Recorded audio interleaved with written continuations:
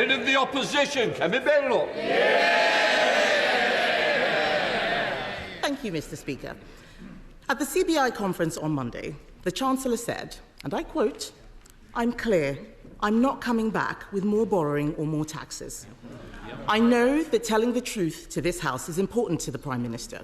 So will he repeat his Chancellor's pledge now? Mr. Speaker, we set out our position at the budget that was just set out. We're fixing the foundations. We're dealing with the £22 billion black hole that they left. I'm not going to write the next 5 years of budgets here at this dispatch box. But, Mr. Speaker, we said we wouldn't hit the pay slips of working people. We passed the budget, we invest in the future, and we kept that promise. Mr. Speaker, he's not fixing any foundations. He's making everything worse. The whole House would have heard him refuse to repeat the Chancellor's pledge, a pledge as worthless as the manifesto promises that he's talking about.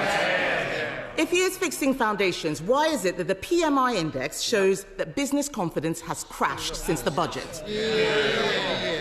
Mr. Speaker, we're fixing the foundation. We've got record investment into this country. But she talks about tax rises. Mr. Speaker, 2 weeks ago, she stood there and said that she wanted all the investment, all the benefits of the budget, but she didn't know how she was going to pay for it. I noticed that, having come here criticising the national insurance rises over and over again, on Monday she admitted that she wouldn't reverse the position that we set out. Meanwhile, her science minister was saying he was going energetically to do the opposite. They really haven't got a clue what they're doing. Mr. Speaker, if he wants to know what Conservatives would do, he should resign and find out.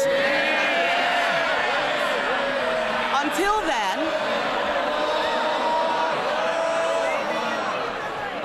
I'll decide when there's more. Mr. Speaker, until then, I'm the one asking the questions. There's a petition out there, 2 million people asking him to go. He's the one who doesn't know. He's the one who doesn't know how things work. It is not government that creates growth, Mr. Speaker. It is business. His employment secretary, I don't see her here, she wants more young people in work. But businesses say they are cutting jobs because of the Chancellor's budget. His Deputy Prime Minister, she is not here. Her employment rights bill will stop businesses hiring. That's what they say. The CBI said on Monday that the dots of the government's policy don't join up. They're right, aren't they? Mr. Speaker, on Monday she said that she wouldn't reverse the increase in national insurance. Yesterday, on their legacy legislation, their predecessor, they couldn't decide what their position was. Today, they've launched a policy commission asking other people to give them some ideas for government. And she talks about a petition. We had a massive petition on the 4th of July in this country. We spent years taking our party from a party of protest to a party of government. They're hurtling in the opposite direction. What a load of nonsense, Mr. Speaker. We had a budget in March this year, and tractors were not blockading the streets of Whitehall afterwards.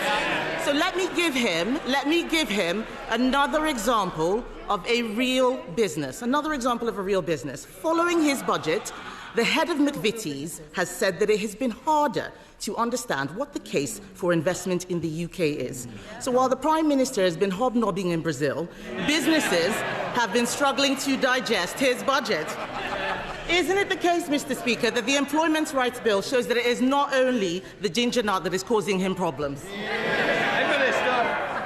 I was attending the G20. I suspect on their current trajectory they don't know whether they're going to attend the G20 or not. Maybe the Policy Commission will come up with an answer on that one. But we've had record investment from overseas investment into this country. And she keeps carping from the sidelines. She says at this dispatch box, she wants all the benefits of the budget, all the investment.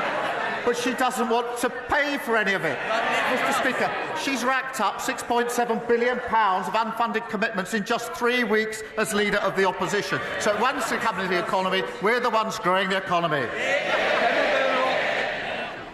Mr. Speaker, the investment he's taking credit for was our work. I was business secretary. We negotiated those deals that he announced. But the bottom line is that in all that he has said, he doesn't seem to care about the young people who will lose their jobs as a result of his budget. Perhaps he can show more concern for the 1,100 people who found out yesterday that they could lose their jobs at Vauxhall's plant in Luton. So while he flies around making unilateral commitments, back home, the real-world effects are businesses closing in Bedfordshire and Basildon. Does the Prime Minister stand by his promise to ban the sale of petrol cars by 2030, even if more jobs will be lost? Prime Minister. Mr. Speaker, I wouldn't normally invite a heckle, but that one was accurate.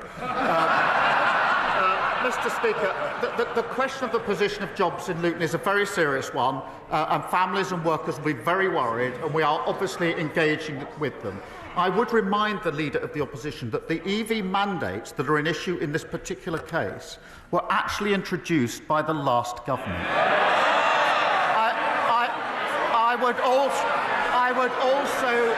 I would also remind her that she was the business secretary that introduced them. We're getting on with supporting those communities. She's shouting from the sideline. Kemi Badenoch. Mr. Speaker, he clearly didn't read his briefing about the EV mandate. The fact is, we changed the date and made it easier for people. Everything he has done is attack people. The budget was an attack on farmers, an attack on workers, an attack on pensioners, an attack on the young, and an attack on thousands of charities and businesses across the country. The whole system is broken, Mr. Speaker, and he is making things worse. He is making things worse.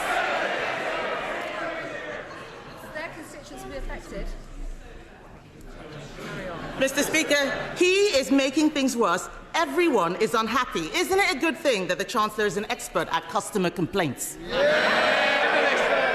Mr. Speaker, I think she's just read out the charge sheet against the last government. Everything is broken.